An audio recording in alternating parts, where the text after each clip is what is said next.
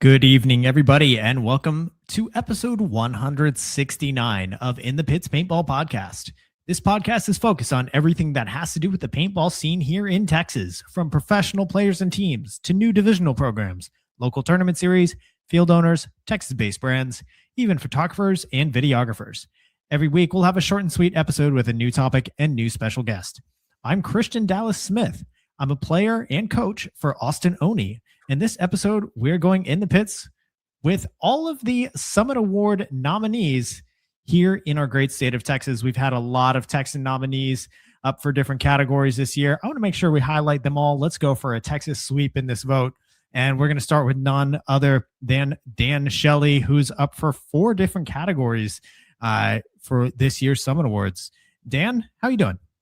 I'm doing well. Thanks for having me on, and 2, congratulations on the move to Austin Oni. What a storied, I guess we can call it a franchise now here based out of Austin. Seeing them over the last few years go from small, like a small organization, to now they have multiple lines in multiple divisions. That's such a great move for you. So congratulations. Yeah, thanks. I'm looking forward to it. They seem hungry. They are in a spot where they want to adjust their approach. And I'm excited to be a part of that. Yeah, that's so cool. Well, I guess you'll be getting a lot of content from me now because you'll be Love it. Field. Love it. All right. So let's get started. So tell us, how is it that you are involved in our paintball scene or community, and what categories are you nominated for this year? Yeah, good question. So for me, the base of it starts with photos, right? I think that's where a lot of people know me, is from the shell to photo side of it. And for the last going on now 4 years, the photo journey has just exploded. And there has not been a day that has, I have not missed a day posting at least one photo from the day I started. So that's, 4 straight years or however long it is at this point, with at least one piece of paintball content going out there. So it's, it's been just an awesome journey of capturing moments from youth to divisional to the top best pros in the world on and off the field. And so that's where people, I think, know me from. And then to answer the second part of your question, what categories? This year is crazy to think about, but photographer of the year, photo of the year, podcast of the year, and creator of the year. All right. Well, that's a lot. I think it's more than anybody else is nominated for, minus maybe Jonathan Chavez. You're right. But yeah, that's awesome. Just getting that, getting to see everything that you do for the scene. That's not even to mention, some of the other things that you've done this year. Like, you came out with another book. And I don't know if the book is a part of the nomination for creator of the year, or if it's just like in general, everything that you do within the scene. But you certainly do a lot, and it's no wonder that you are up for so many awards this year. Yeah, I appreciate that. I don't know who nominated people. I don't know how the nominations work, but when I saw the creator come up, my first thought went to, it had to have been something podcast related, and hopefully the book related too. The writing the book this year, or I guess over the last year and a half, but publishing it this year, it was such a focus on paintball has given me so much in terms of just figuring out who I am as a person, and so much of my vulnerability that I've never had in my life has come out in this crazy sport that it doesn't really, you ever see a lot of vulnerability. And so having this book that came out, I've seen a lot of people, a lot of males that have opened up about, their vulnerable side with their spouses or their coaches or their players. And just some of the stories that people have shared after reading my story is it's just such a wild experience, knowing that I could impact somebody's life in that way. And then touching on the podcast side, that's the similar thing, right? Where when I started that, I really wanted to put a focus on the story side of it. Everyone always asks, how do we grow paintball, or what's missing from paintball? And my honest thought has always been, we're missing the human element. We're missing a story from the player. We're missing some type of connection from the player on or off the field. And that's where I really wanted to highlight, some of the folks in our paintball community was through my podcast of really diving into some really deep, vulnerable stuff. And the people that have reached out either to me directly or to the guest directly and have opened up by sharing their story, like it's just a snowball effect of people opening up to each other and like almost creating this safe environment where it's okay to talk about feelings or talk about the struggles that we're having. So it's just been such a powerful year of sharing all this content, but then having all the impact from it too. So I think that's why I'm up for Creator of the Year. Well, it certainly makes sense. I mean, there's a lot of more humanity behind the personalities that we have in our community. And while paintball for a lot of people is like a central part of their lives, there's other parts of the human being as well. Like I want to hear about these other stories. Like, what is their thing that they like to do outside of, like what do you like to do on Tuesday nights? Whether that's, hey, I also am into cooking, or like what I've gotten to do recently with like, hey, I am getting into stand-up comedy. The other things that make us humans, I want to know more about, instead of just like how good you are diving into the snake. Yeah, exactly. And that's exactly what I'm trying to highlight. I had Alex Goldman on last week, and that person doesn't really do podcast ever. And he opened up about what his day-to-day life is. Like he literally walked through his schedule. And I think, as a fan of somebody of that caliber, you sometimes create these stories in your mind of what their life is like or what it must be like. And so to hear them actually open up and say what it is like, it's such a way for them to connect to their fans and vice versa. Yeah, absolutely. So you're also nominated for Photo of the Year, and I'm going to show that here on screen. I can find the button. This one. There we go. So tell us more about this moment. Yeah, gosh, this was such a special moment for me. Growing up in paintball and seeing a lot of iconic moments in magazines and whatnot, I've always loved this style of a photo where the player is looking at the crowd and his arms are up or he's cheering and the crowd's cheering in the background. And for the past few years, I've always been on the snake side of the field, because that's kind of the easy side, right? Where the fans are right there. So the player's naturally going to turn to the crowd and give some type of reaction. And so this was either I was going to get the shot or I was going to walk away with nothing. And so for those that played this layout, this was a really tight field, sideline to sideline, to get angles with.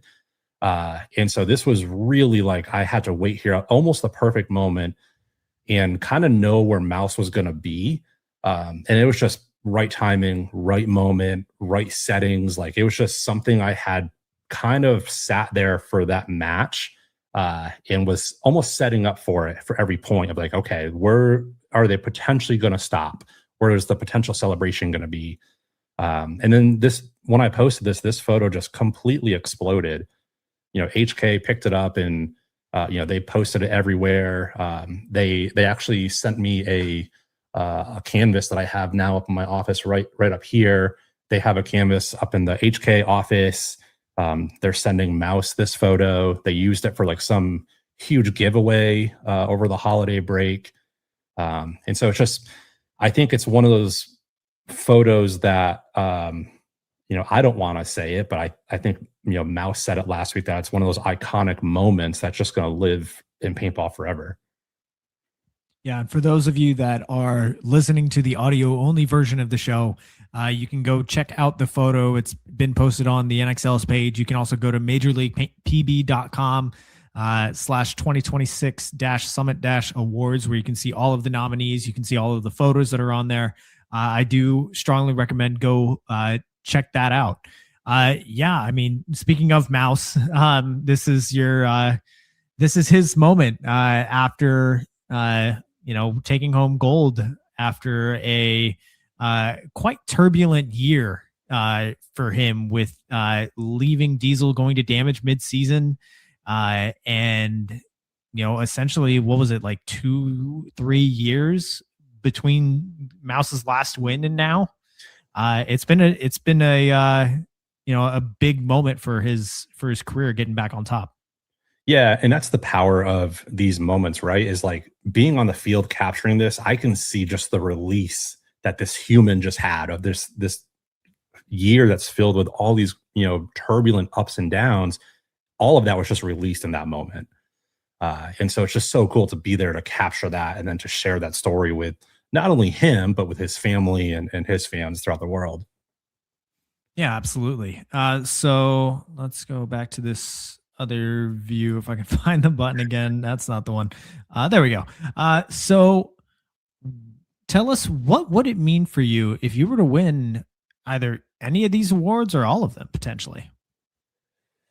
Oh man, that's such a hard question. When I won photographer of the year, the first year, it completely changed my life. I had never truly been number one at anything for my whole entire life until that moment. And so just the confidence that it gave me, I really grew as an individual for that. And I really grew just a deeper love for storytelling within paintball. And then of course it exploded last year and won it last year. So I think for me to win it 3 years in a row for the photographer of the year, that would just be, it would be such a story that I would forever look back on, because my first ever national event that I traveled to as a kid was in Tampa. And then so to be there, 20, 30 some odd years later, to be standing in the same grounds as where I was as a kid, potentially winning an award, like it's just it'd be such a full circle moment that I don't think I could have dreamed of. So yeah, I think it would be such a special thing to win, any of them. I think photographer of the year and photo of the year would be incredible. The work that I've done with the podcast of just touching the lives of people and seeing the heroes of our sports, like, the Alex Frages, the Matty Marshalls, Ryan Greenspans, all of them just open up on such a deeper level that people have known them for their whole entire lives and have never heard some of these stories or heard what they're going through. That's something that's going to live on YouTube and, on podcast land forever. It's like their stories are now cemented forever. So I'm really proud of that. So it'd be really special to be, recognized for that work. Yeah, love it. I mean, with you being no stranger to the Summit Awards, potentially going for a three-peat in Photographer of the Year. I was telling other people that just being nominated, at least for my show anyway, this very well may be the single biggest thing I ever do in paintball. Yeah. Is this award. And for you, being up for 4 of them, having won one of them multiple years in a row. I don't remember if you've won photo of the year in the past as well. No. But it's just awesome to be able to call you a friend and a fellow Texan, which is what this episode's all about, getting to highlight everybody here in our scene that is just doing very special things on the national stage. Yeah, I appreciate that. Thanks for the kind words. And, I'm so proud to live in Texas and to represent Texas paintball, because it's just grown so much over the past few years. And, going to these events around the country, it's a point of pride for me when I'm in other regions, to be able to talk about Texas or talk about, going to Paintball Fit or X Factor, because some people may never get the chance to play at some of these legendary fields. So yeah, it's definitely an honor for sure. All right. So Dan, do you have any last thoughts or things you'd like to say to anyone out there listening?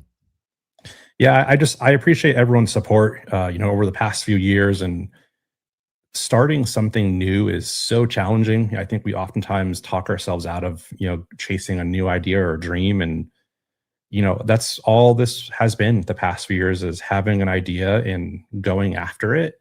And so, if you're out there and you've got an idea and maybe you want to pick up a camera or maybe you want to start a podcast, but you're not sure how to do that, I am always here to help. I think that's sometimes people have a bad image of me because of all the brands that I work with.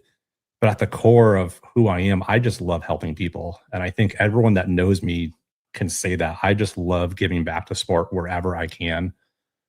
So I truly appreciate all the sport or all of the support. And I just want to do whatever I can to help grow the sport and continue the sport growing into the future.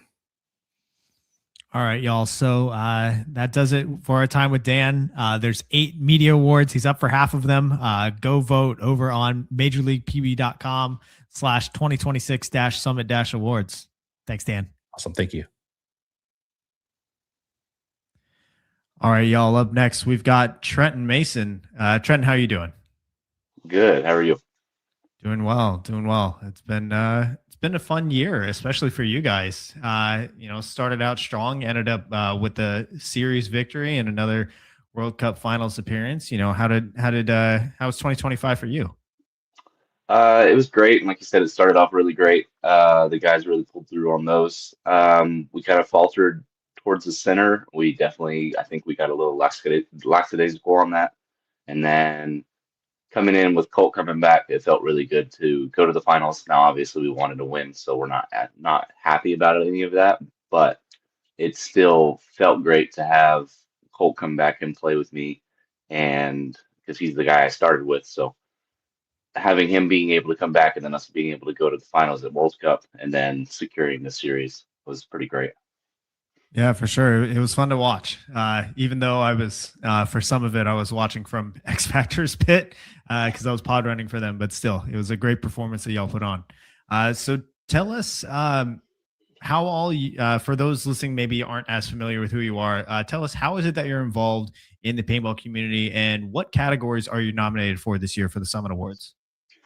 So I am Trenton Mason. I play for professional team Paintball Fit. I'm also a business owner in Hydra and Paintball Fit the Field. That's pretty much my industry standards for me. And then I am nominated for Defensive Player of the Year. Alrighty. So, what things have you done this year that you think should be the reason that people vote for you for Defensive Player of the Year? I think I did really good shooting people on the break the first couple events. Towards the end of it, I kind of faltered a little bit. I felt like, but that's just my standards. Like there's the people that post stats and stuff like that post me really high, which is always cool to see. But I felt like I did do good. The first 2 events kind of faltered off as it goes, and then this kind of just shows our results too as a team. Is if somebody's faltering, the team starts faltering, and then people have good moments and some people have bad moments. But just being nominated for Defensive Player of the Year, I think I would say I did pretty well regarding everything, especially comparatively to everybody else who was nominated and stuff like that. I would argue that my stats, because that's all I can really go off of, right? I can personally say, oh yeah, I'm the best, whatever. But like that doesn't really mean anything. And so if we're gonna have like actual factual information, if you just go off of the factual information of what's been posted, like obviously I had nothing to do with that other than just being the performer. The stats show that I was pretty high, and then I think I was the highest out of everybody that got nominated. So that would be a pretty good way to vote, in my opinion. Yeah, there you go. I mean, we've got the stats now. They're definitely should be used for something. And if the numbers back you up, I mean, what else needs to be said? So you're here for Defensive Player of the Year, and the other people nominated are Tom Guest, Marcelo Margot, TJ Danner, and Jason Edwards. So what would it mean to you if you were to end up winning the award? It would mean, I don't want to say it's validation just because I don't really go after that type of stuff when I'm playing. I'm just playing to be the best for me, personally. I think that it would be a really cool achievement, but I think it would be an achievement for the team if I won it, because on paintball it's not just one individual, it is a team. And for me to be even able to be in that conversation, my team has to be performing, because if you notice, all of those people that are nominated are people whose teams are performing and they're winning events and or being really high up, being in the top five. So if my team wasn't a top five compatible team, then I wouldn't even be in these conversations. I could have the same numbers, same stats, same everything, and I could be in the bottom 15 and there wouldn't be anything about me. So like it's more, I think it would be huge for me and the guys to if I won that award, just because it would just show that we as a team did really well. Love it. Yeah. I mean, it's all about the team with those results, which I think your performance definitely was a significant portion of that. I've said it before in interview with you and talking with Johnny as well. Like, I think my basketball analogy is that you're the Tim Duncan of the league at this moment. Like you're just rock solid. And so, yeah, I wish you good luck there. Obviously there's some other, tough competition on there. Another Texan and TJ Danner as well. But yeah, the goal of this is to help get all of the Texans. Maybe we get a Texan sweep on this ballot. So do you have any other last thoughts or things you'd like to say? I would say if I don't win it, TJ better win it, because those are like everybody else on that list. It's not even comparable in my opinion. So if I don't win it, I really would like TJ to win it, just because he did play really, really well. Obviously he messed cup, but that was just because of the baby. And I think it's just really hard to argue, other than me and him, all of the other players, just because out of their performances throughout the years, not, there's a couple of those players that had a good event or two, but like throughout the year, performance wise, it's really hard to argue that. Yeah, for sure. All right. Well, thanks, Trenton, and good luck. Thank you.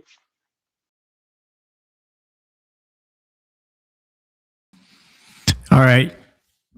All right, y'all. Good evening. I think y'all can hear me. So that does it for those individuals that pre-recorded their interview segments. Not everybody could join us live tonight. A couple guys messaged me asking if they could do theirs ahead of time. So that was Trenton Mason and Dan Shelley.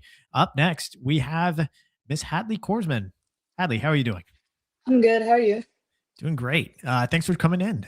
So tell us, how is it that you are involved in the paintball community? Like, what teams do you play for and all that? And what categories are you nominated for this year? I played for Dallas 5 out of Paintball Fit, and then Hydra Kids. Awesome. And then I'm nominated for Breakout Player of the Year.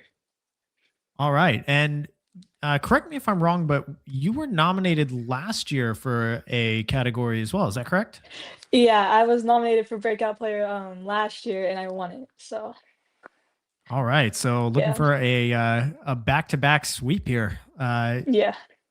Yeah. So what things have you done this year that you think should be the reason that people vote for you in your category? I mean, obviously, like the breakout category, it's like based on like how you progress throughout the year.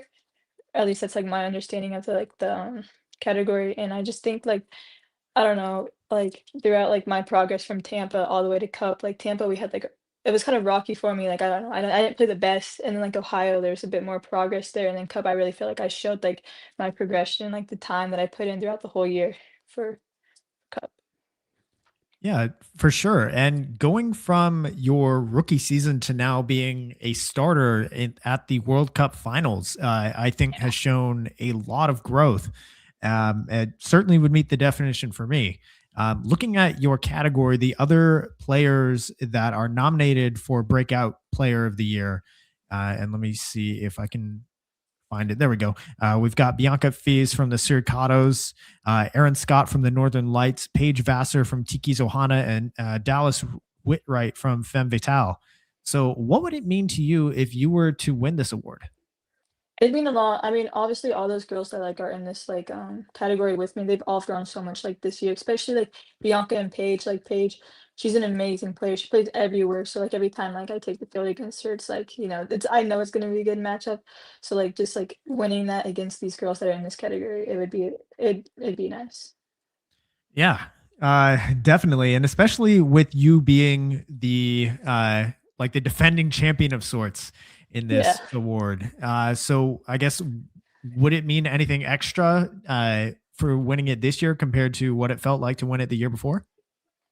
Last year, I don't know, like, last year it was nice to win it last year just because it was, like, my rookie year, but I feel like this year it would mean a little bit more just because it's, like, I got to play, like, the full season with 5 instead of just, like, the last 2 events, and this year, I felt like I worked a lot more, like, I was at the field almost every day just, like, grinding, and so, like, I feel like if I won it, it would really, like, show that, like it would show the progression and, like, everything that I put into, like, this sport would, have paid off.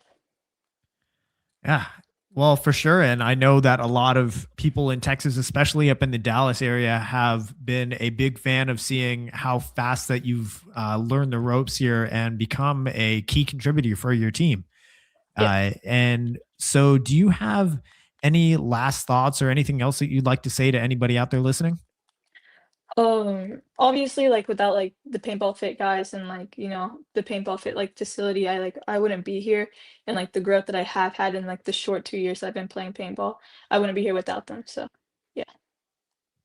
All right. Well, Hadley, thank you for coming on. Everybody, if you are listening, the link is down in the description. Please head to majorleaguepb.com/2026-summit-awards. You can go cast your vote for any of the categories: NXL Pro Ballot, WNXL Pro Ballot, and the Media Ballot. I found out not too long ago that it's actually a daily vote. So go cast your vote every single day for all of the individuals that you want to vote for. And let's go for a Texas sweep on this. We got a lot of Texans here. So, Hadley, thank you very much and good luck. Thank you. All right, y'all. So that was Hadley Korsman. Up next, and we'll give him a little bit of time to get ready, is Jake Seabaugh over from Paintball Fit, who is up for, I believe, 2 awards. Let me double check on that one.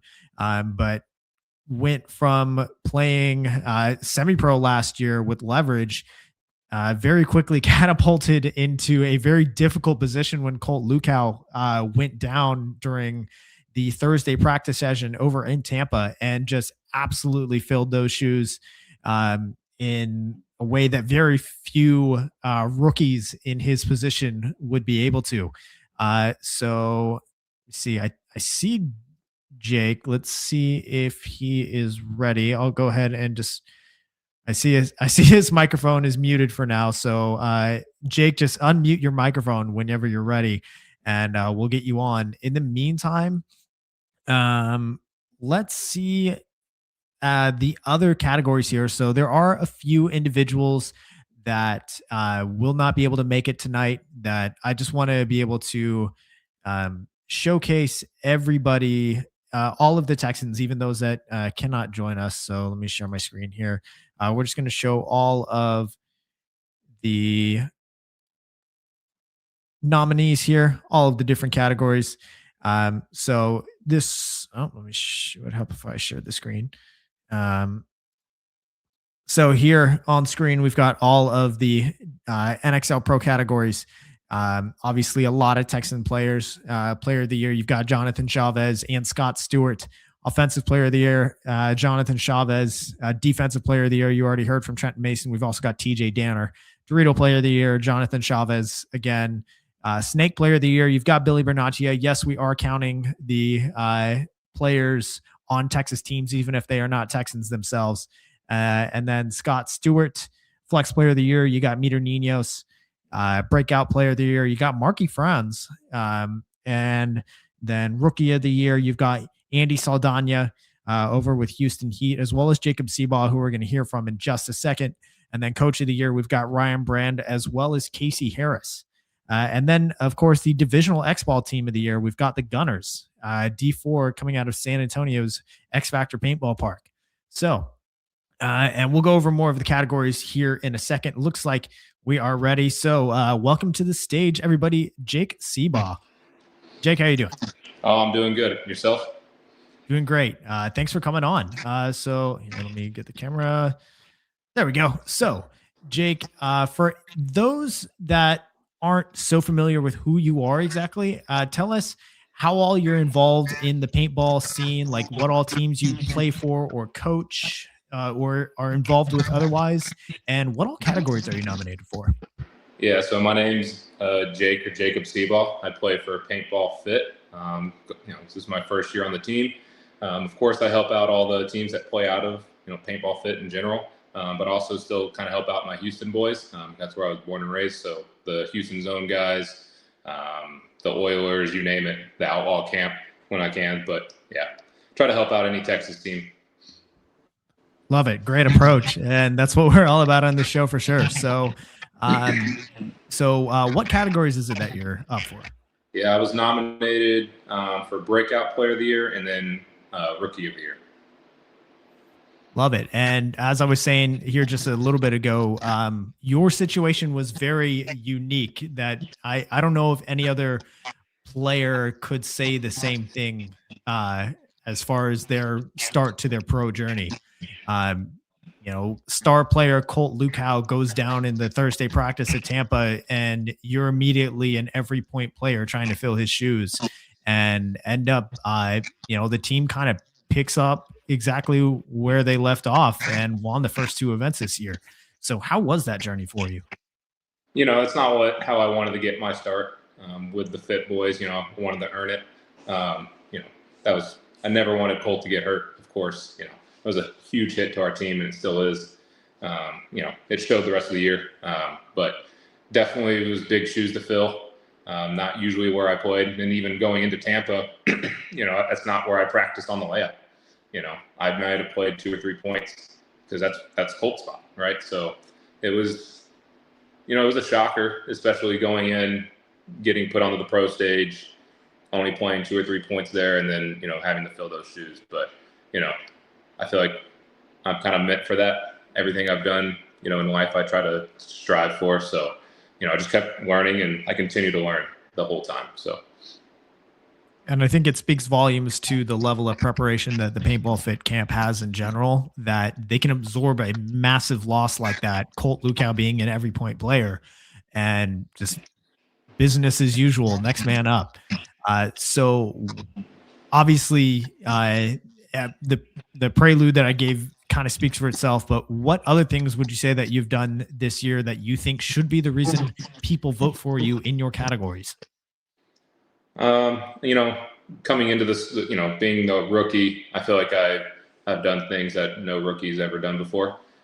Getting a start, not just winning once, but winning twice. And then, even when Colt did come back, I still kind of retained my starting spot and contributed. I don't think a lot of rookies have done that. I know the other nominees also, they all stunted. That's why they were nominated. But I feel like that's where I stood out in that regard. And then, kind of same for the Breakout Player of the Year. Some of those guys, they've been playing for a while, and they shine this year. But I feel like, how I contributed to my team and like the success that we had with Fit, I feel like that just kind of puts me over the edge compared to those other guys. But it doesn't take anything away from them. They all balled out of their minds. That's why they were nominated. Yeah, absolutely. And some of the other players that you're going against in your categories this year, over in Breakout Player of the Year, we do have another Texan in Marky Franz over with the Tauntaun FSU. And then for Rookie of the Year, again, another Texan, you've got Andy Saldana over on Houston Heat, who got picked up like days before Tampa. Yeah. And worked his way up to a starting spot at World Cup. So both of those guys, fantastic competitors. So what would it mean to you if you were to win one or both of your awards? It's nice to have the recognition or the accolade to kind of add to your, resume or your CV. But really it's just kind of shows and highlights, Paintball Fit as a team. You can't win these without your teammates. they help you the whole time. So I think it's more of, shows how good and how great of a team and organization and really a family that the Paintball Fit team is. So. All right, great answers. So do you have any other thoughts or things you'd like to say to anybody out there that's listening? Vote Fit, and happy holidays and happy New Year. All right, I love it. Jake, thank you so much for your time and good luck. All right, thank you. All right, y'all. So that was Jake Seaball from Paintball Fit up for Rookie of the Year as well as Breakout Player of the Year. I think he has a very, very strong case to make for his categories. Up next, we have up for Coach of the Year, San Antonio X Factor's very own Ryan Brand. Welcome to the stage. Ryan, how you doing? Good. How you doing, Christian? Doing great. So I understand that you are up for Coach of the Year. We also have a couple of your players up for different awards. I don't know if any of them will be joining us tonight, but let's touch a little bit on them as well throughout this. So first, just to focus on you, for anybody who doesn't know so much about you, let us know like who all you are either involved with or associated with within the paintball community and what categories are you up for? Yeah, Ryan Brand, coach of San Antonio X Factor, up for Coach of the Year. Yeah, that's me. All righty. And what things have you done this year that you think should be the reason people vote for you in your category? I guess, if they want to vote for me, they can. But I think it's, I would say coaching is an interesting thing when you look at the different systems and the way what this award means. There's preparation of getting your team prepared. And it's also the coaching in the game as far as the play calling and getting your team an edge during the match. So I would say if one were to vote for me, I think that would be where I stood out the most this season was if you go back and watch the matches from a play calling perspective, giving my team an advantage with some calls and making the right decisions, the in-game management. But I think, there's a lot of great nominees for this award. And at the end of the day, your responsibility as a coach is to win. And we were short of that this year. So I wouldn't vote for me. Fair enough. But Yeah. I think one thing that stands out with your team is just how consistently at the top or within that top echelon you guys are. You showed that consistent growth throughout the year. You started in Tampa a little bit shaky at that 10th place, but then only got better throughout the year. You had 2 podiums this year, which is better than just about any other team out there. I think there's only maybe 2 other teams that can say that they had 2 podiums, maybe 3. So what would it mean to you if you were to win the award? It would, it's always nice to be acknowledged for their performance and how your team is doing.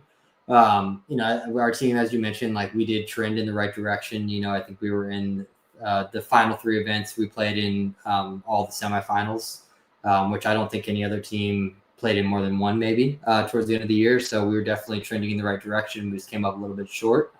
But yeah, it would be nice to be acknowledged for the hard work, but I think there's just being nominated to me is it feels good, especially where it comes from. I know the way they did it this year with the nominations, it's coming from each team gets a vote.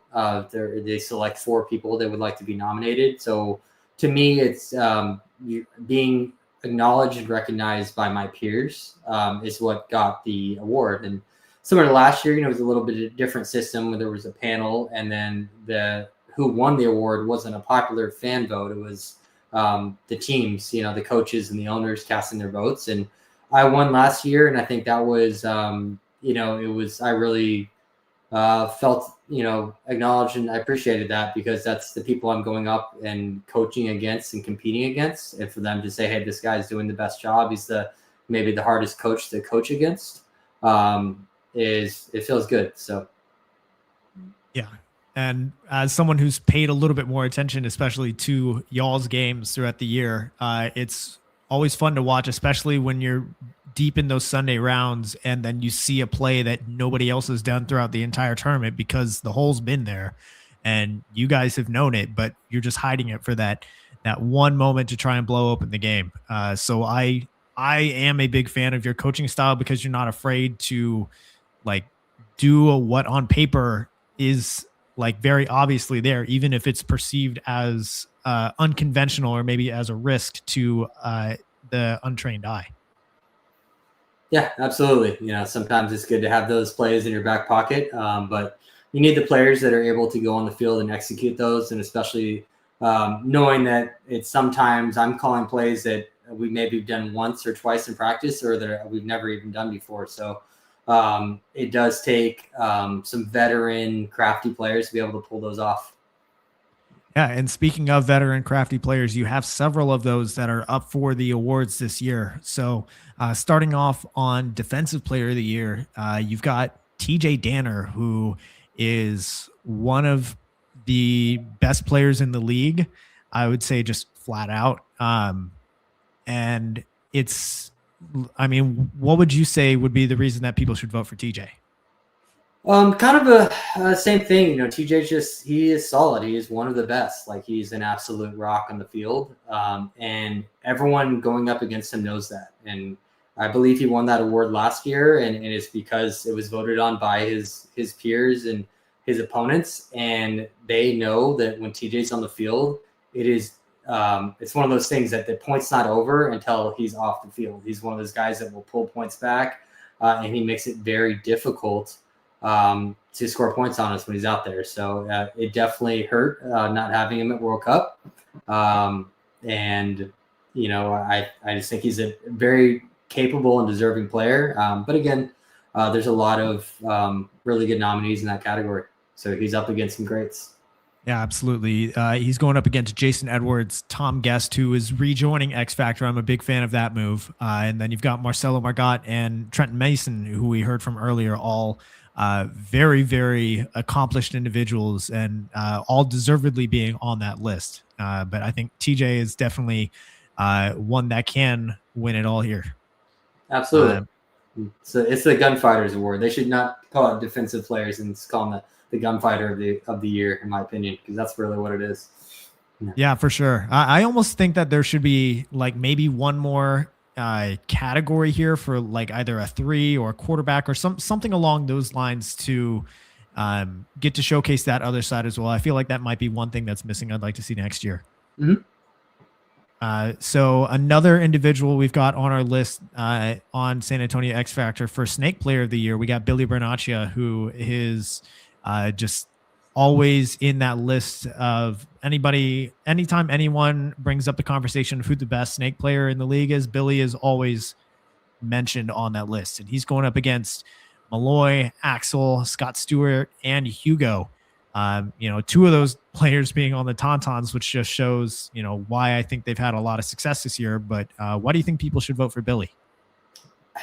It's clear, you know, Billy's a monster in there. He really is. He's just, we ride him hard as far as like he's in the dirt, point in, point out. He really only takes a break when I make him. I have to pull him off the field sometimes. And he's disruptive. He's always in there. He's alive. If Billy's not, teams know if they don't shoot Billy off the break, he's going to be a problem.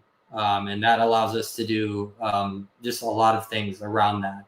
And it kind of opens up the field for us quite a bit on the other side. So, yeah, I mean, all those guys in that conversation are monsters. There's even other couple guys that weren't on that list that are also some of the best snake players in the world and had, you know, great World Cups and great years. So it's a very competitive category. But Billy, like, he's a legend and he's just one of the best. There's no question about it.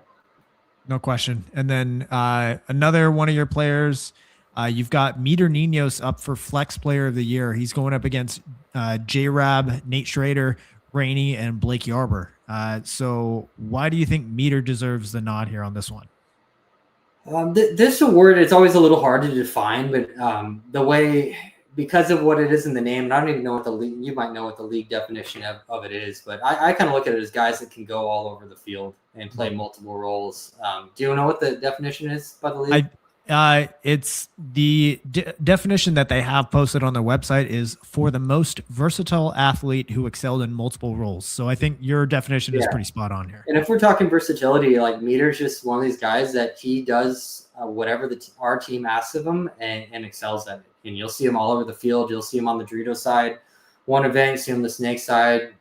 Another event, you'll see him play the black center. Some events, you'll see him, play the one on the D side for us when it's needed, and we need a real solid, player over there. I think the event that we went to the finals this year, Meter was playing the one on the D side for us, and that's just not a, he's rotating in there with Silos, and it's just not his, what people would think his typical position is. He just is very versatile. He can do anything, and he does it well. For sure. And then your last player that's up for the award, speaking of Silos, he's up for Breakout Player of the Year. He made the move over to your squad in the middle of the season and very quickly reminded everybody why he is a person that people go after in the free agent market. Yeah, I mean, I think he's definitely, he broke out. I think people have always known about Silos, and he's had success. He's not like a new face on the field, but he definitely kind of got onto our team. And I think people got to see when he was a little bit more free and all the focus wasn't directly on him, how effective he can be on the field. And he had some huge points for us. And so on a team that where he was, shoulders with some legends of the game like Archie and Billy, and kind of standing shoulder to shoulder and some of the greats. There was points in those events that Silos was the guy that really broke it open for us. So he broke up in matches for us, and he kind of broke out in his career in my eyes. That he's just really focused. He trains incredibly hard. He's practicing many days out of the week, and it shows out there. He's definitely on the trajectory to take his career to the next level. Yeah. And not to mention that he joined y'all's team. I think it was event 4 that he joined. So for the Texas event, and that's when y'all returned to the finals field. So, performances like that are definitely a surefire way to end up on this Breakout Player of the Year list. Definitely, yeah. I think Silos played 2 events with us and was on the podium both times. So goes to show that he's doing well. For sure. All right, Ryan. So do you have any last thoughts or things you'd like to say for anybody out there listening? No, I mean, this is a Texas podcast. I think it's incredible, what the state has done. I'm a kid that grew up, well, not anymore, but I used to be, but a kid that kind of grew up when there was very, very few faces on the pro circuit, and now we're dominating it, so if they would have had award shows, back, before X Factor went pro and around the time we did, there probably would be very few people, if anyone, nominated. And now to kind of look at that list and see that we may have more nominees in any other region, I think that's pretty cool. So it just goes to show it's a group effort, it's a state effort. There's many regions in this state that have all been doing their part. And it's just exciting to see from a divisional side the growth. It's really exciting to see someone like a Jake Seabaugh that it kind of has been playing divisional for a very long time and now is on the pro field, and all of a sudden he's getting nominated. So I'm excited to see what's to come in the future. It's not like just the names that are being nominated now are going to be that's it, and we have no one coming behind. I imagine there's many Texans that are just waiting their turn to be the next one up. Yeah, absolutely. I think we already saw a little bit of that this year as well with the rookie players like Jake, like Andy going to Houston Heat. But yeah, it's exciting to watch. So Ryan, thanks so much for your time. Good luck to you. Good luck to all of the X Factor guys. Of course. Thank you.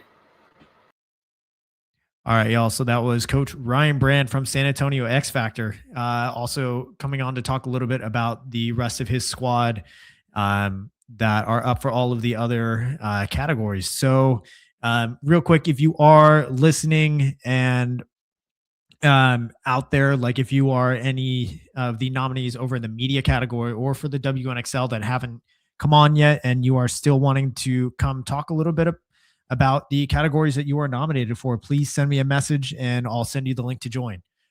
So up next, we're going to go over to the divisional X-Ball team of the year. We've got the Gunners out of X Factor Paintball Park and one of their captains, Brian Padilla, coming onto the show. Brian, how you doing? Doing all right, Christian. How are you? Doing great. Brian, looking at the award that your team is nominated for this year, you're nominated for Divisional X-Ball Team of the Year, and you had a very hot start coming out of the gate, winning in Tampa. You ended up winning the series as well in D4, and it's awesome to be able to say that, hey, that's the field that I come out of. That's the talent that we have brewing in San Antonio at the moment. Yeah, I mean, it's awesome. Like when I first started 5 years ago at X Factor, like really the big teams was the Titans, and Dragoons had a good year when I first started playing back in 2019.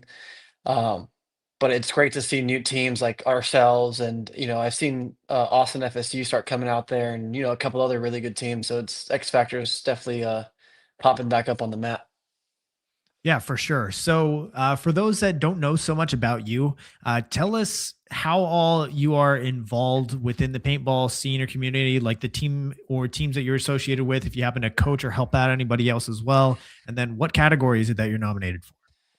Yeah, so I started, back in 2019. Like I said, I played for Texas State's collegiate team when they existed. Moved on to a team called IB, and then I created Gunners back in 2021 with John. And I mean, like we've kind of grown our organization from a group of 8 to 9 guys to now just over 25, I believe. So, going into next year, we'll have a Division 3, a Division 4, and then on the latter half of the year, we'll have a Division 5 team rostered. So, yeah, and I mean, it's great to see that we got nominated for the divisional team of the year for NXL, especially teams like Jungle Cats and Protocol, who have all had also outstanding seasons. It's great to be up there with some of these good teams. For sure. So what things have you and your squad done this year that you think should be the reason that people vote for you? Sacrifice. I mean, we spent a lot of time, away from our families and our lives to kind of dedicate to paintball. Like, I mean, like you said, we broke out this season. I mean, we won the first event at NXL Tampa. We back-to-back championship. We won Tampa, and then we came in and won the first USXBL, and pretty much have podiumed at a majority of our events this year. And I feel like not a lot of teams can say they played 8-9 events and podiumed, and I would say about 70 or 80% of them. All right. Well, the numbers don't lie, right? And to be that consistently good, and especially in Division 4, which is one of the larger divisions in the NXL, which means a lot of teams that you have to fight through in order to keep that consistent tournament finish going. So what would it mean for you and for the rest of the team if you were to win the award? I think, I think I can speak for everyone on my team. Like, it would mean a lot. Like coming into last year in our first D5 season, just 8 of us, just wanted to play paintball together, to coming into this year and really being recognized by the NXL is something that's really special. And like I said, I don't feel like a lot of teams get that opportunity, and the fact that we're one of them and we're out of X Factor, it means a lot. Yeah, absolutely. And so the award again here is awarded to the top performing and most consistent divisional X-Ball team of the season. So you're going up against the Jungle Cats, the Newbies, NR Factory, and Protocol D5. So some teams that have seen a lot of the finals field this year for sure. But with you guys and how consistent you've been, especially not just in the NXL, but in the USXBL, which in my opinion is the toughest regional series to compete in. I'm excited for you guys. So do you have any final thoughts or things you'd like to say to anybody out there listening? If you're in D4 or D3 next year, good luck. Love it. All righty. So P-Man, thanks so much for your time and good luck to y'all. Good luck. Thanks. All right, y'all. So that was Brian Padilla, the owner of the Gunners. Up next, I do want to just make sure I get everybody that is nominated, just go through all the categories. We do have our next guest waiting as well.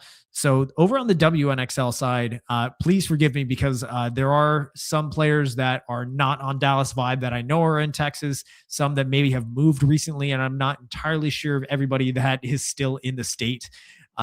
So just here on the WNXL ballot, the ones that I know for sure are in Texas. You've got Angie Tejeda, who plays for Femme Fatale. And then let's see, continuing on here, I believe Alicia Valdivia lives in Texas still. You've got Nicole Gates on Dallas Vibe, who we're going to be talking with here in just a second. Continuing, let's see, Corinne Baird, Canadian, but she plays for Texas. She reps the Texas colors, so she counts as well.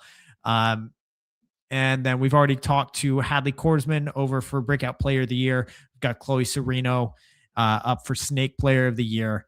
And then Alicia again up for Flex as well. And Rookie of the Year again with Chloe. And yeah, so if I missed any names, please correct me. I do not want to miss any Texans that are on this list. And so yeah, we are going to go to our next guest. We have, please welcome to the stage, Miss Nicole Gates. Nicole, how are you? Yeah, how's it going? Going great. Thanks for coming on. Yeah, rush after work to get here. Yeah, for sure. But I do appreciate you coming on, being able to feature all of the Texans and those that maybe are not from Texas, but do rep the Texas colors out there on the paintball field. We want to feature all of y'all. So Nicole, tell us how all you are involved in the paintball community, you know, what teams you play for, position you play, all that, and what categories are you nominated for this year? So I have been in the WNXL since, I guess, the birth. I've played on the Heroines and I've played on the Cheetahs. And currently I am with Dallas Vibe. I usually play a 2-3, but mainly I'm a 3. And I am nominated for Defense Player of the Year.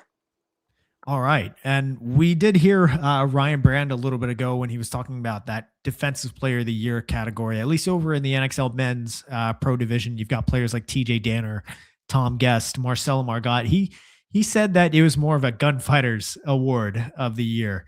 You know, just players that are very, very difficult to get off the field, no matter what the situation is. So what things do you feel like you have done this year that you think should be the reason people vote for you? Well, I'm not necessarily going to beg for votes, but I mean, on every team that I've played for, I've always been that player who will lock down zones. I'm known for my off the break shooting. I've been, you know, I don't self-proclaim, but people have told me I'm the best off the break shooter in the WNXL. But just really just like holding down, being a voice on the team, locking down those zones, just being that player that is a nuisance that you really just have to really fight to get past. And it's very difficult to game plan whenever you're just like, well, the other team's back center player is shooting the snake way, so I guess we're just not going to go anywhere on that I've side. had teams actually do that. I've had teams that have told me, the players have told me that they have had to switch up their plays depending on where my gun is. Yeah, and it's flattering, but also a little frustrating because you just want to shoot someone, and then you're like, well, I do. Yeah. Everyone's just hiding from me, so I guess that this is what I'm going to do all game, shoot at the net. So Nicole, you are going up against some talent here. You've got Lisette Barnes from Femme Fatale, Heather Grosinger, also from the Femmes, and then you've got Katie Kelly and Krista Titus Titus or Titus. I'm not entirely sure how to say her last name, from the Heroines. So what would it mean? Titus. Okay. So what would it mean for you if you were to win the award for Defensive Player of the Year? Well, I was nominated for it last year. Unfortunately, I did not win that. Krista Titus did take the W on that one. I mean, it would mean the world to me. It would just mean that there are people out there that have faith in me, and that I'm a nuisance, apparently. But the talent in this in this category is pretty high. Lisette Barnes, she's an ex-teammate of mine. Krista Titus is an ex-teammate of mine. Not Heather or not Katie Kelly, but I practice up at NR, so I do see Katie. And they're just amazing players. I mean, and Katie Kelly, I mean, she's like an all-time, like, back in the day legend women's player. I guess to beat, especially Titus and Katie Kelly out, especially. No offense to any of the other girls, but they're just the bigger known guns. It would just really, really mean them a lot. It just boosts that confidence just a little bit going into 2026. Yeah, for sure. So, do you have any final thoughts or things you'd like to say to anybody out there listening? No, I really don't. I'm just really excited for what 2026 is going to hold, and I think nobody should sleep on vibe. We're coming. All right. I love it. All right, Nicole, thank you so much and good luck. All right, thank you so much. All right, everybody. That was Miss Nicole Gates over from Dallas Vibe up for Defensive Player of the Year. And we've got one more guest coming on here up for multiple awards. So we're just going to jump right in. Please welcome to the stage, Mr. Brian Wolf, aka Verbal. Brian, how are you doing? Good evening. Good evening. I'm doing good. What's up, Christian?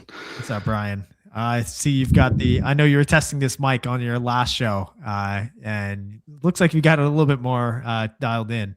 Yeah, hopefully we got a little more gain going. We just kept turning it up, All righty. So, Brian, for those that are not so familiar with who you are, tell us, how is it that you're involved in the paintball community, and what categories are you nominated for this year? Yeah, so I'm Brian. I go by Verbal online. And so I had got back into playing paintball in like 2019, and then started doing some photos in 2019, 2020. So kind of, just got interested in the media side of it. And then once I picked up the camera in paintball, I never put it down. But we've transitioned fully into video since April 2022. And so I've been doing a lot of video. I'm super lucky because now I live about 10 minutes away from Paintball Fit, one of the best places if you want to get a lot of content to be near. So through all that, this year I'm up for Videographer of the Year and Innovator of the Year. All right, and I know you are one of the giants in the on the other side of the camera for the paintball scene, especially with as long as you've been doing it now. Like even though I think you started, like, whenever I had you on my show, you said you had started like roughly around COVID, maybe a little bit before that, and that's now, shoot, we're going on 5 full seasons since that. Right. And with all of the different ways that you've been advancing the way that paintball is captured, I think this year was no exception. Yep. So I've kind of changed how I've looked at it. And I feel like it was a lot more rage bait kind of back when I started. There's a lot of bad reloads and stuff like that, and those would just go crazy. But now I'm showing it the way that I want to watch it and feel that it helps the normies out there, the non-paintball people, be able to understand what is actually happening. Because one of the comments you get online a lot is, well, what are they shooting at?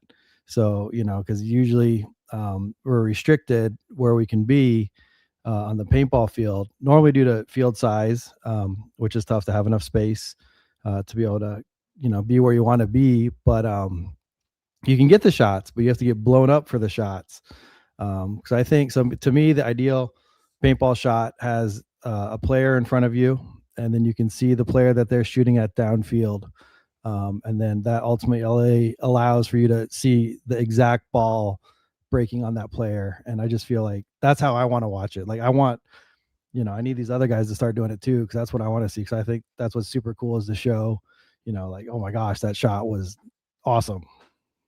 Yeah, for sure. I think a lot of paintball content is traditionally filmed like from the side view, left to right, and a lot of it, I think, because of what you just mentioned, of if you're going to get the shot, you're going to pay for it.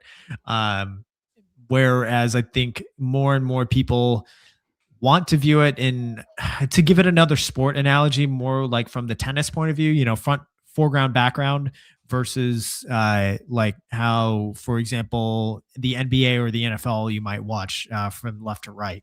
And with the footage, more and more, we're seeing like the foreground, background being able to see exactly what's going on. It's bringing light to, what it is we're all doing out there. Right. Yeah. I don't know. It's just how you need to see it. Like if we're showing like the actual like highlights, the replays, that's what you want to see. I think like ideally, like paintball just needs a lot of cameras in general. So like for a broadcast, like ideally there would be a camera behind each player. So that, I mean, that's 10 cameras right there. And then you'd have like, wider views, breakout views. So it'd be like 15, pit camera. It would be up, 20 different cameras or something, I think, to show it the way I think it could be shown. So one thing that we, in broadcast, I just learned this recently in like broadcast sports, in like football or basketball, like they never cross it's the 180-degree rule, and they never cross that plane. So you like, it's not disorienting. But I think in paintball, we just have to kind of break that rule. Because everything I do in video and paintball is breaking every rule, every traditional rule. It goes against what we learn as photographers and videographers. So I think, to show it properly, we have to break that rule. But with reason. Yeah, with intent and figuring out exactly why it is that we're doing the things that we're doing. So Brian, tell us what things have you done this year that you think should be the reason people vote for you in both of your categories? All right. So for innovator, I've been tracking the exact ball that will hit a player. So I'll have it from the player shooting's gun, and I'll have it leaving, and then I'll track, and it'll zoom as it goes, and then I'll show the impact on the opposing player. And so, like I said, I feel that's the best way to watch paintball. And I add sound effects. Like I put a whoosh sound when it leaves the barrel, and I have like this hit sound, and then I have like an actual player getting hit. There's a player at Fit that got gogged, and it just left the crispiest like beautiful sound. So I always put that on there just to like emphasize that was the moment. And so it's just keyframing in a video and adding a little bit of zoom. So that is not crazy innovative. Like I think people have done it before for sure. I know Matt the Gym Rat had done it a couple times way back.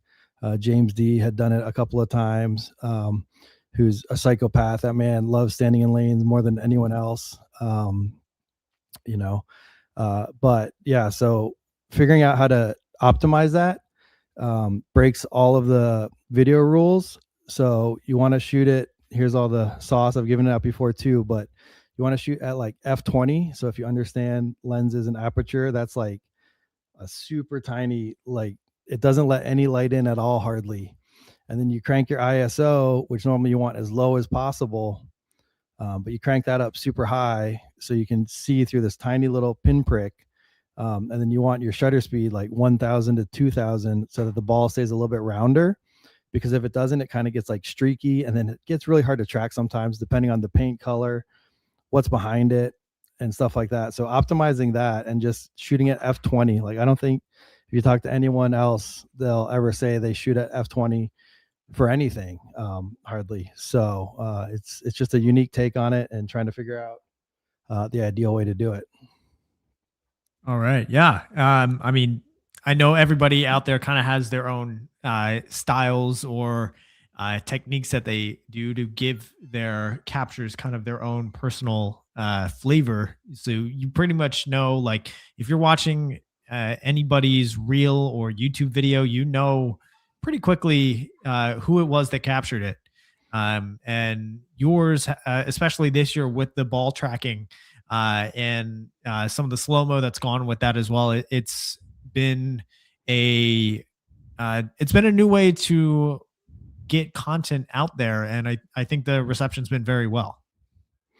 Yeah, it's done very good. Yeah, I think my craziest one is still funny looking at it now as they are teammates, but I think it was Silos just popped out of the Dorito and just put one ball on meter, and that one was my craziest one this year. A couple millions of views, but it was just so satisfying because he just popped out one ball, boom, and then it's just like, man, like that one went crazy. People took a lot of esports comparisons to that one, which is always a good thing. I think the more we can, identify with esports, try to get some of that crowd to paintball, it just translates so well.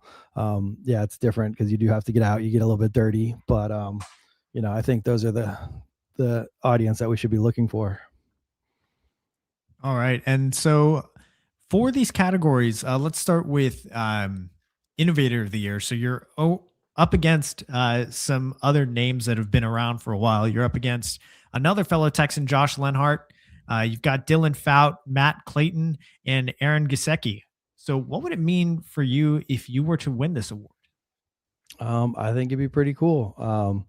I've always kind of done things weird in my media journey in paintball, like because I started off and I would take photos. I would just hold a burst of photos and I'd take that and turn it into a video.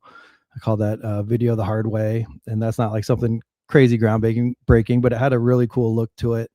So I've just been always looking for ways to do things different. And like I said, now I'm just looking for to watch things the way I want to watch it and share that with the world. So I think, I don't know, it'd be just a nice nod for, my pioneering and putting so much time and effort into figuring out the best way to show off paintball to the masses. So it'd be a nice feather in the cap for me, I feel. For sure. And remind me before we get into the other category that you're up for, remind me which categories are that you have been nominated and won in the past?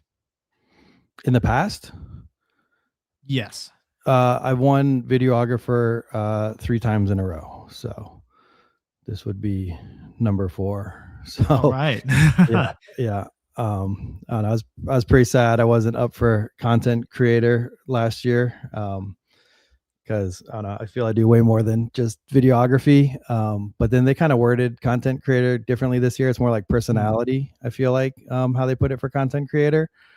But I don't know. I mean, I'm still the biggest content creator in paintball by quite a bit. Yeah, we can pull up numbers if you want, but we did over 350 million views this year.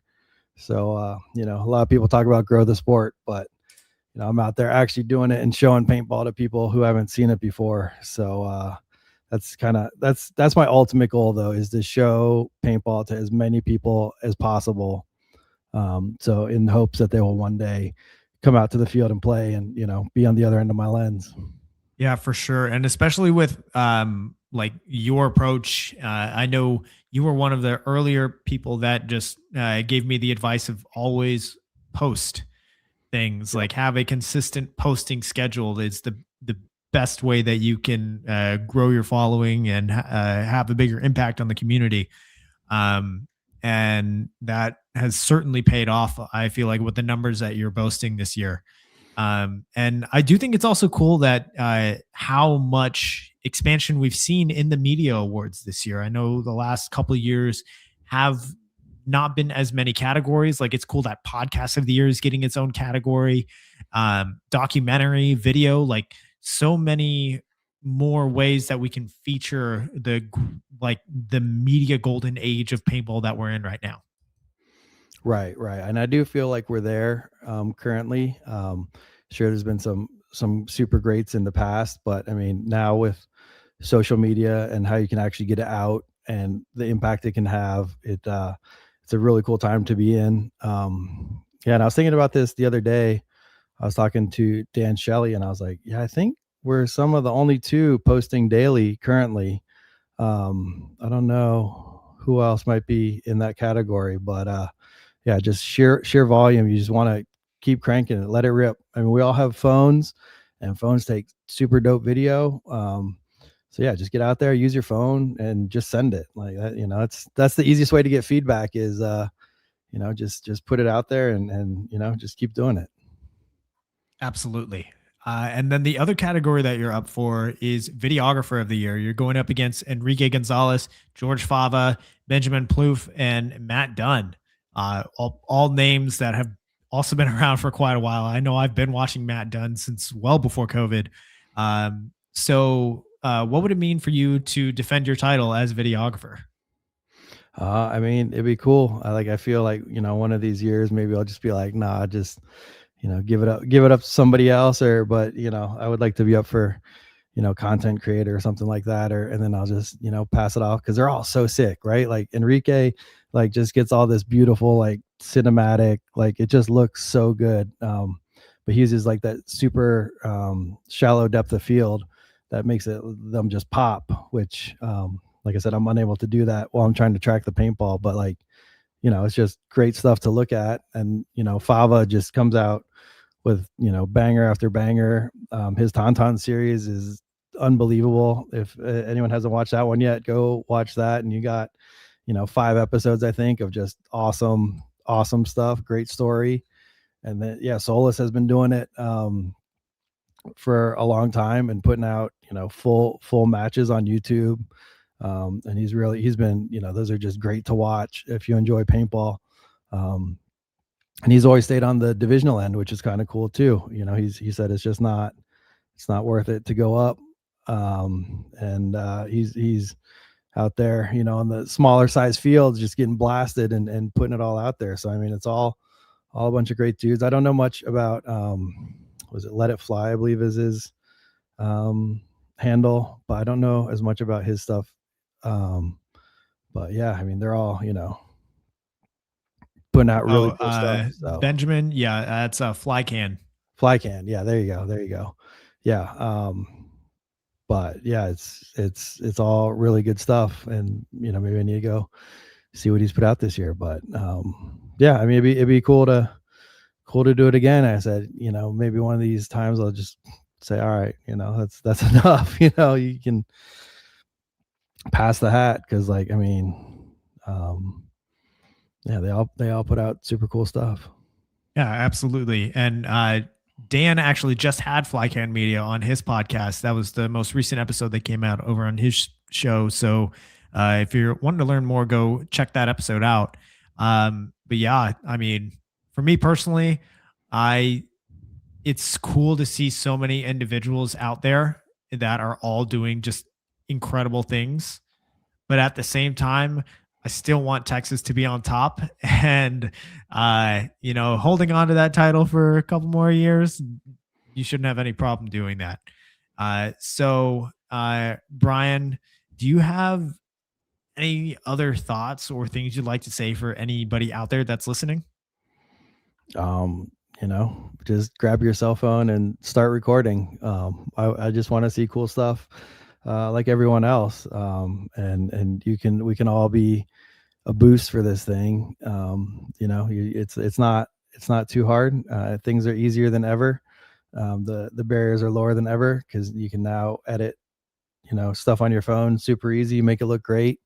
So yeah, I just want more people to get out there and do it. If you ever have any questions, hit me up. I'll try to find them if they're in the hidden inbox on Instagram. What is it? The message request. Yeah. Message request. Yeah. I'll get there eventually. But yeah, I mean, if you send me a message and want to have any questions or anything, just comment on a post or something like, hey, I sent you a message, and I'll go fish it out of the abyss. But yeah, just everyone, I just want everyone to make some cool stuff, and I want to watch cool stuff. And yeah. All right, for sure. So Brian, thank you so much for your time, and of course, good luck. Thank you so much, Christian. All right, y'all. That was Brian Wolf, aka Verbal, up for videographer of the year as well as innovator of the year. And so I believe that's everybody that's waiting backstage. We're going to close it out with In the Pits. So my show In the Pits has been nominated for Podcast of the Year. And let's get, there we go. We'll just go with this view.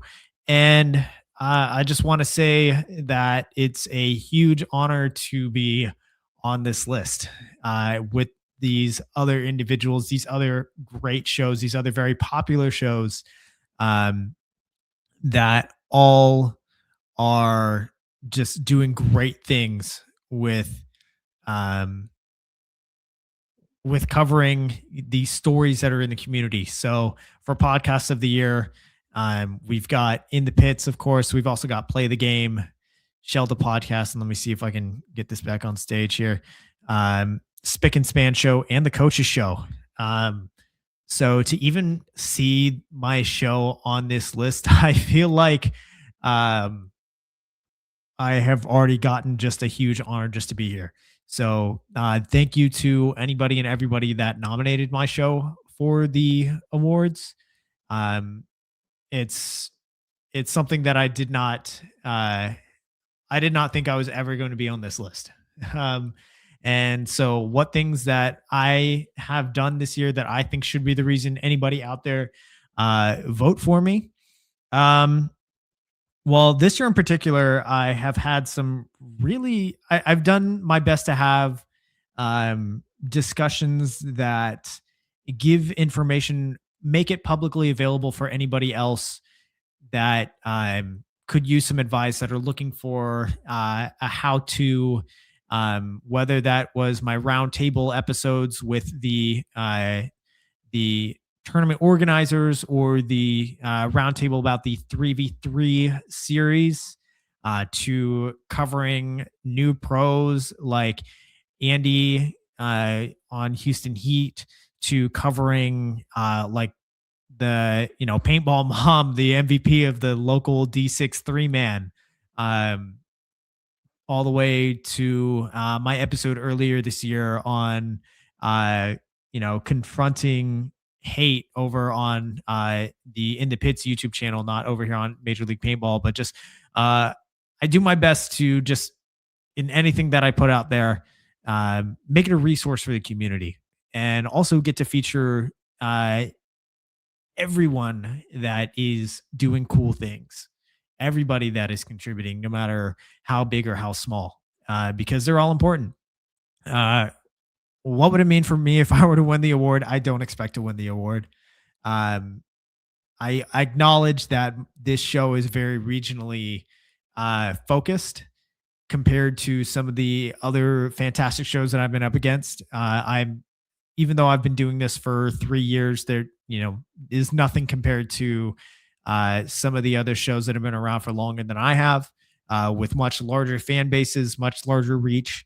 But if for however much of a long shot it may be, if I were to win the award, I do think this is probably going to be the single biggest thing that I do in paintball, to be completely honest. So yeah, any last thoughts or things I would like to say before I sign off? Just thank you to the community. Thank you to the state of Texas that has worked with me in promoting those stories out there. Thank you to the rest of the country for tuning in, even my international listeners as well. Thank you to everybody that has tuned in, liked, shared, commented, because it's been awesome to be a part of this community. And yeah, I think that getting to highlight Texas, this region, is something I enjoy doing a lot, because Texas has a lot to offer. So with that, I'm going to sign off now. Thank you all so much for tuning in. Please go vote for the Summit Awards. The link is in the description. It is a daily vote. So go vote for your picks every single day until the vote closes in early January, I believe. Let me see if I can have the exact day that it closes. I do not have the exact day, but I know it closes in it's open through January 2nd. So you've got 3 more days to vote after today. So yeah, go get your votes in. What other guests would you all like to see on the show? Be sure to leave a comment down below. While you're at it, hit that subscribe button. The show typically goes live Wednesday evenings at 7:30 p.m. Central here on youtube.com/@Major League Paintball. And recordings are posted to YouTube, Amazon, Apple Podcasts, and Spotify the next day. Quick shout out to my partner and sponsor tier subscribers on Patreon. Get That Shot, Paintball Comité, BEM Raps, Hydra, XTPL Events, Mariachi Águilas de Oro, the San Antonio 3v3 Series, 71 Designs, TexanHemp.com, and the Splat Zone Trinity 3-man, as well as Forteza. Lastly, a huge thank you to Major League Paintball getting picked up by the league, getting picked up by the channel has been a blast. And I can't wait to continue it into 2026. So that does it for this show. We will see you guys probably not next week because I'm going to be on vacation. But we're also going to try to get a special episode out. I know this is episode 169. We haven't done 168 yet. Be on the lookout because we're going to do something fun. So we will see you all then. And thank you all so much. Good evening, everybody. And oops.